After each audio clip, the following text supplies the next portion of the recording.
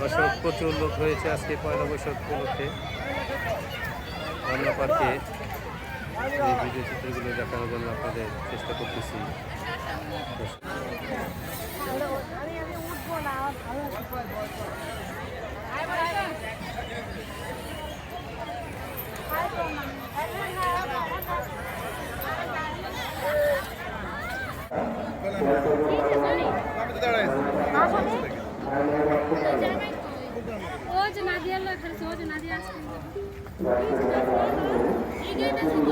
খুব সুন্দর সুন্দর বোর্ড আছে এখানে, বিভিন্ন কার্টুনের ডিজাইনে। রমনা পার্কে আসলে দেখা যায়, এগুলি সবসময় পাওয়া যায়। তাই আজকে